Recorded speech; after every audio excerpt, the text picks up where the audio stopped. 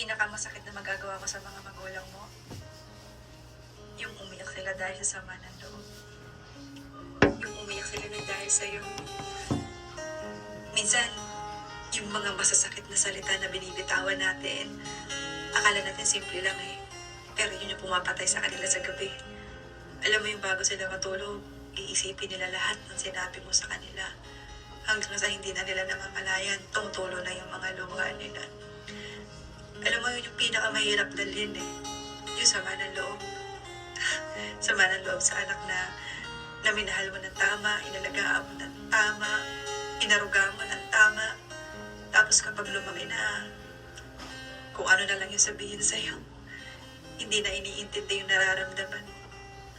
Nung naging malaki na, nung kaya na nila yung sarili nila, parang hindi ka na magulang. Parang ikaw na yung anak. Ikaw na yung susunod sa kanila. Ikaw na yung takot na magalit ang mga anak.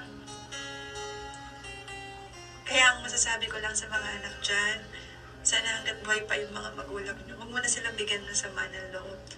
Sana yung mga natitirang oras nila, natitirang buhay nila dito sa mundo, sana pasayahin mo na lang sila. Kasi, alam mo, minsan yung stress ng magulang, dyan nakukuha yung sama ng loob nila sa mga anak nila.